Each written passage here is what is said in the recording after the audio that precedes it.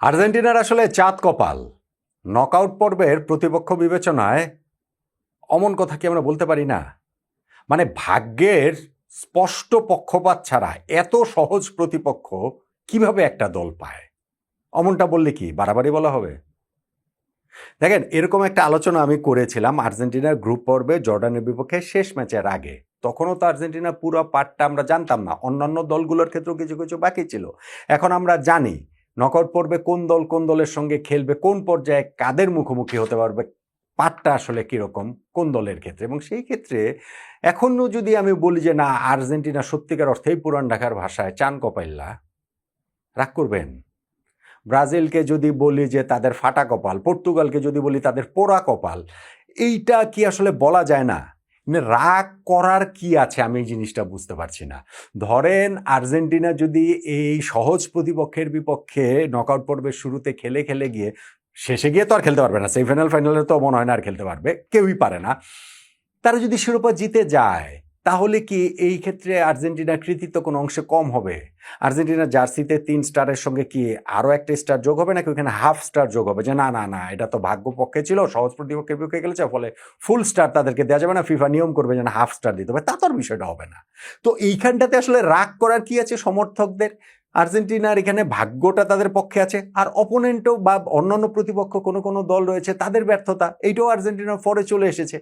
ধরুন Uruguay knockout পর্বে উঠতে পারবে না, এটা তো আর আর্জেন্টিনার কোনো দায় নাই।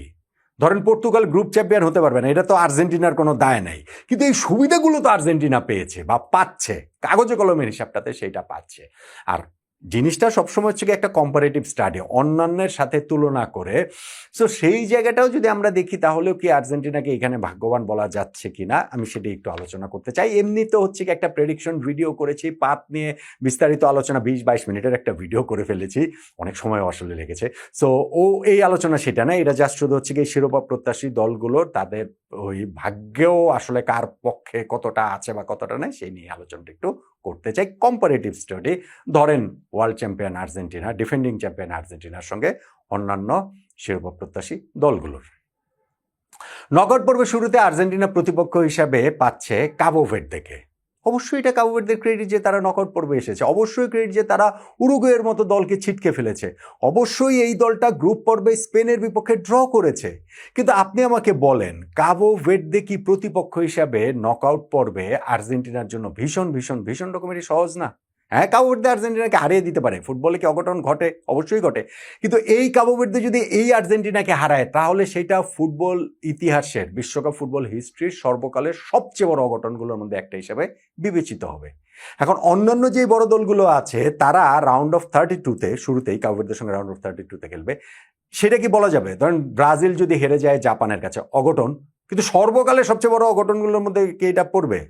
ধরেন এইখানটাতে আরো বড় দল যারা যেখানটাতে খেলবে, পর্তুগাল, ক্রোয়েশিয়া।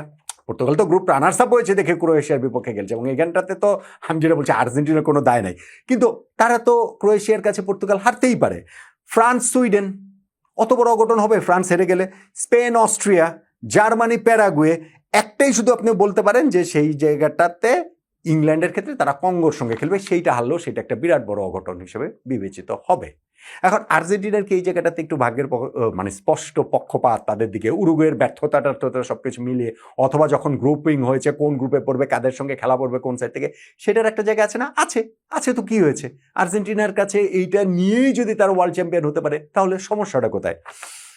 দেখেন, এরপরে রাউন্ড অফ 16, রাউন্ড অফ 16-এ গিয়ে পর্তুগাল স্পেন ম্যাচ হবে, রাউন্ড অফ 16-এ গিয়ে জার্মানি ফ্রান্স ম্যাচ হবে, এবং এই দুইটা ম্যাচই খুব সহজে ওয়ার্ল্ড কাপ ফাইনালও হতে পারত। এবং এইখানটাতে পর্তুগাল স্পেন হয়ে যাচ্ছে কারণ পর্তুগাল রানার্স আপ হয়েছে, ঠিক আছে, এটা পর্তুগালের ব্যর্থতা। কিন্তু এই যে জার্মানি, এটাতে যখন ড্র হয়েছে তখনই এটা ঠিক হয়েছে যে দুইটা দল যদি গ্রুপ চ্যাম্পিয়ন হয় তাহলে রাউন্ড অফ 16-এ জার্মানি এবং ফ্রান্স, জার্মানি ফ্রান্স পরস্পরের মুখোমুখি হয়ে যাবে। এখন এই জায়গাটাতে কি আর্জেন্টিনা একটুখানি তার ভাগ্যের সহায়তা আছে না?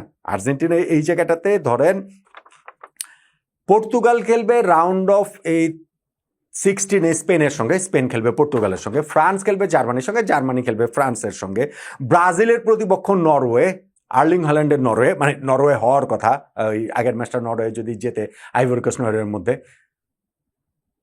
ইংল্যান্ডের প্রতিপক্ষ ইকুয়েডরকে আপনি এখানটাতে খালি শুধুমাত্র খানিকটা দুর্বল বলতে পারেন, আর আর্জেন্টিনা এই জায়গায় খেলবে হয় মিশরের সঙ্গে অথবা অস্ট্রেলিয়ার সঙ্গে।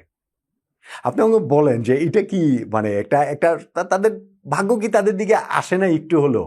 অবশ্যই এসেছে। যেমন ধরেন যে মিশর বা অস্ট্রেলিয়া, সেই জায়গাটাতে তো হচ্ছে গিয়ে অন্যান্য দল, মিশরের গ্রুপ তো বেলজিয়াম হতে পারতো, সেই ক্ষেত্রে তো এখানে বেলজিয়ামের মুখোমুখি আর্জেন্টিনা হতে পারতো। অন্তত কাগজে কলমে তো মনে হতো না যে না এত সহায়তাটা তারা পাচ্ছে। সো এই জায়গাটা তো এখানটাতে আছে। এরপরে গিয়ে আপনি যদি বলেন